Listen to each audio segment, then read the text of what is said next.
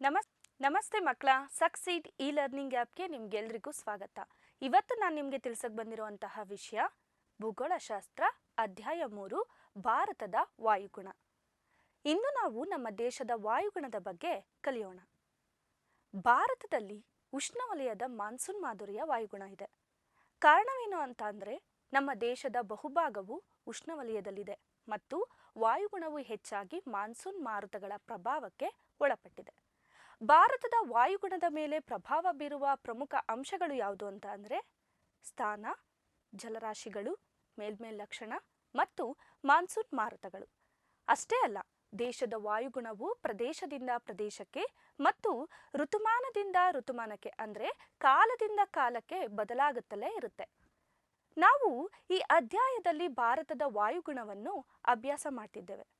ಭಾರತದ ವಾಯುಗುಣದ ಇಲಾಖೆಯವರು ಭಾರತದಲ್ಲಿ 1 ವರ್ಷದ ವಾಯುಗುಣವನ್ನು 4 ಋತುಕಾಲಗಳಾಗಿ ವಿಂಗಡಿಸಿದ್ದಾರೆ. ಅದು ಯಾವುದು ಅಂದರೆ 1 ಚಳಿಗಾಲ, ಡಿಸೆಂಬರ್ನಿಂದ ಫೆಬ್ರವರಿ. 2 ಬೇಸಿಗೆ ಕಾಲ, ಮಾರ್ಚ್ನಿಂದ ಮೇ. 3 ಮಳೆಗಾಲ, ಜೂನ್ನಿಂದ ಸೆಪ್ಟೆಂಬರ್. 4 ಮಾನ್ಸೂನ್ ಮಾರುತಗಳ ನಿರ್ಗಮನ ಕಾಲ, ಸೆಪ್ಟೆಂಬರ್ ಮಧ್ಯದಿಂದ ನವೆಂಬರ್ವರೆಗೆ. ಈಗ ಮೊದಲನೇದಾಗಿ ಚಳಿಗಾಲ. ಉಷ್ಣತೆ ಕಡಿಮೆ ಆಗ್ತಾ ಇದೆ, ಮಂಜು ಬೀಳ್ತಾ ಇದೆ.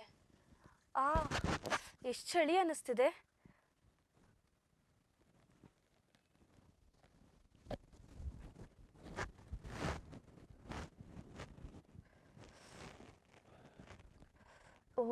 ಈಗ ಸ್ವಲ್ಪ ಆರಾಮ್ ಅನ್ನಿಸ್ತಿದೆ. ಚಳಿಗಾಲದಲ್ಲಿ ಸೂರ್ಯನ ಲಂಬ ಕಿರಣಗಳು ದಕ್ಷಿಣ ಗೋಳಾರ್ಧದಿಂದ ಪ್ರಕಾಶಿಸ್ತವೆ. ಆಗ ಭಾರತದಲ್ಲಿ ಸೂರ್ಯನ ಓರೆ ಕಿರಣಗಳು ಬೀಳುವುದರಿಂದ ಕಡಿಮೆ ಉಷ್ಣಾಂಶ, ಕಡಿಮೆ ಆರ್ದ್ರತೆ ಮತ್ತು ಆಕಾಶವು ಮೋಡರಹಿತವಾಗಿರುತ್ತೆ. ಭಾರತ ದೇಶದ ಉತ್ತರದಲ್ಲಿ ತಂಪಾದ ಮತ್ತು ದಕ್ಷಿಣದಲ್ಲಿ ಬೆಚ್ಚನೆಯ ವಾತಾವರಣ ಇರುತ್ತೆ. ಜನವರಿ ತಿಂಗಳು ಅತಿ ಶೀತವಾದ ಮಾಯೆಯಾಗಿರುತ್ತೆ.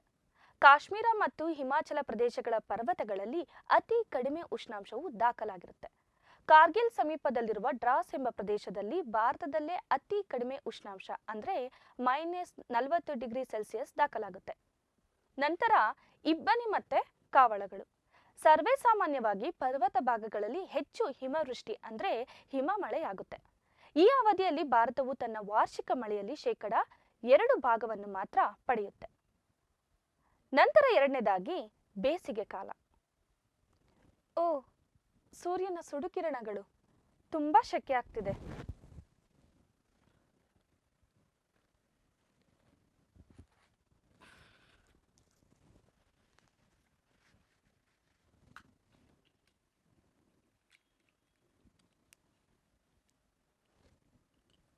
ಈಗ ಸ್ವಲ್ಪ ಪರವಾಗಿಲ್ಲ. ಈ ಅವಧಿಯಲ್ಲಿ ಸೂರ್ಯನ ಲಂಬ ಕಿರಣಗಳು ಉತ್ತರ ಗೋಳಾರ್ಧದಲ್ಲಿ ಬೀಳುವುದು. ಹೀಗಾಗಿ ಭಾರತದಲ್ಲಿ ಉಷ್ಣಾಂಶವು ಹೆಚ್ಚಾಗಿರುತ್ತೆ. ಹವಾಗುಣವು ಅತಿ ಶಾಖ, ಶುಷ್ಕ ಮತ್ತು ಸೆಕೆಯಿಂದ ಕೂಡಿರುತ್ತೆ. ರಾಜಸ್ಥಾನದ ಗಂಗಾನಗರದಲ್ಲಿ ಅತಿ ಹೆಚ್ಚು ಉಷ್ಣಾಂಶ ಅಂದರೆ 49.4°C ದಾಖಲಾಗುತ್ತದೆ. ದೇಶದ ಕೆಲವು ಭಾಗಗಳಲ್ಲಿ ಪರಿಸರಣ ಮಳೆ ಬೀಳುತ್ತದೆ. ಈ ಪರಿಸರಣ ಮಳೆಯನ್ನು ಬೇರೆ ಬೇರೆ ಸ್ಥಳೀಯ ಹೆಸರುಗಳಿಂದ ಕರೆಯಲಾಗುತ್ತೆ. ಉದಾಹರಣೆಗೆ ಉತ್ತರ ಪ್ರದೇಶಗಳಲ್ಲಿ ಆಂದೀಸ್, ಪಶ್ಚಿಮ ಬಂಗಾಳದಲ್ಲಿ ಕಾಲ ಬೈಸಾಖಿ, ಇದು ಮಾವಿನ ಬೆಳೆಗೆ ನೆರವಾಗಿರೋದ್ರಿಂದ ಕೇರಳದಲ್ಲಿ ಮಾವಿನ ಕೊಯ್ಲು ಮತ್ತು ಕರ್ನಾಟಕದಲ್ಲಿ ಕಾಫಿ ಬೆಳೆಗೆ ನೆರವಾಗಿರೋದ್ರಿಂದ ಕಾಫಿಯ ಹೂಮಳೆ ಅಂತ ಕರೀತಾರೆ. ಈ ಅವಧಿಯಲ್ಲಿ ಭಾರತದ ವಾರ್ಷಿಕ ಮಳೆಯ ಹಂಚಿಕೆಯಲ್ಲಿ 10% ಬರುವುದು. ಮಳೆ ಪ್ರಾರಂಭ ಆಗ್ತಿದೆ ಅನ್ಸುತ್ತೆ.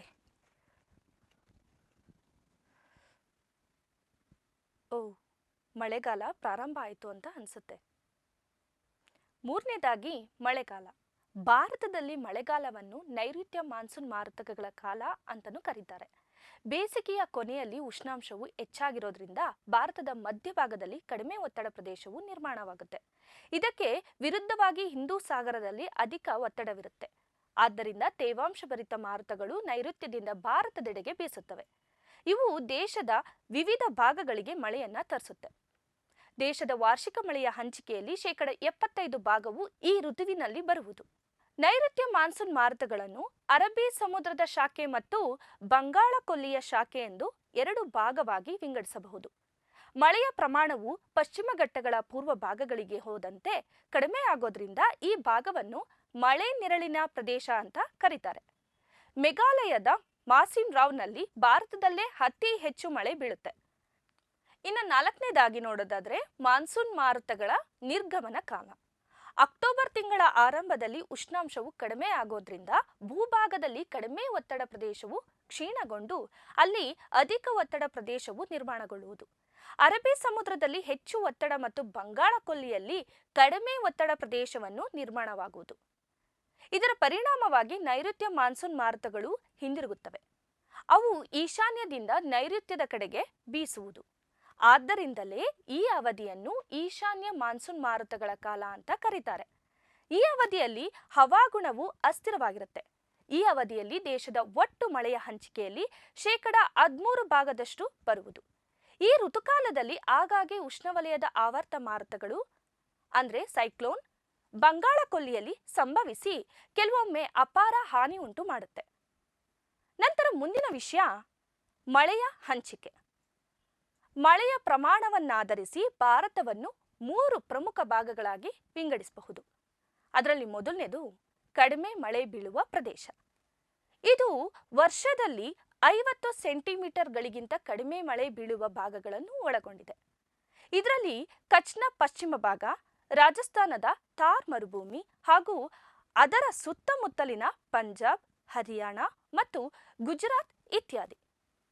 ರಾಜಸ್ಥಾನದ ಜೈಸಲ್ಮಾರ್ನಲ್ಲಿರುವ ರೂಯ್ಲಿ ಅತಿ ಕಡಿಮೆ ಅಂದರೆ 8.3 ಸೆಂಟಿಮೀಟರ್ ಮಳೆ ಬೀಳುವ ಇದು ಭಾರತದ ಅತ್ಯಂತ ಶುಷ್ಕ ಪ್ರದೇಶ ಎನಿಸಿಕೊಂಡಿದೆ. ನಂತರ ಎರಡನೇದಾಗಿ ನೋಡೋದಾದ್ರೆ ಸಾಧಾರಣ ಮಳೆ ಬೀಳುವ ಪ್ರದೇಶ. ಇದು ಬಹಳ ದೀರ್ಘ ವಲಯವಾಗಿದ್ದು ಉತ್ತರ ಪಂಜಾಬಿನಿಂದ ಕನ್ಯಾಕುಮಾರಿಯವರೆಗೆ ವಿಸ್ತರಿಸಿದೆ. ಉತ್ತರದಲ್ಲಿ ಅಗಲವಾಗಿ ದಕ್ಷಿಣದ ಕಡೆಗೆ ಹೋದಂತೆ ಕಿರಿದಾಗಿರುತ್ತದೆ. ಇಲ್ಲಿ 50 ರಿಂದ 100 ಸೆಂಟಿಮೀಟರ್ ಮಳೆಯಾಗುತ್ತೆ.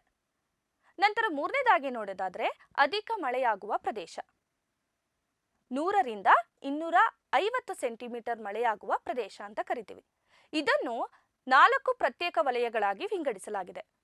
ಅದು ಯಾವುದು ಅಂತ ಅಂದ್ರೆ 1 ಪಶ್ಚಿಮ ಘಟ್ಟಗಳ ಕಿರಿದಾದ ವಲಯ, 2 ಜಮ್ಮುವಿನಿಂದ ಆರಂಭಗೊಂಡು ಹಿಮಾಚಲ ಪ್ರದೇಶ, ಉತ್ತರ ಪ್ರದೇಶದ ಉತ್ತರ ಭಾಗ, ಬಿಹಾರ ಮತ್ತು ಪಶ್ಚಿಮ ಬಂಗಾಳ, 3 ಈಶಾನ್ಯ ಭಾರತ, ಮಾಸಿನ್ ರಾವ್ ಕೂಡ ಇಲ್ಲಿಯೇ ಇದೆ.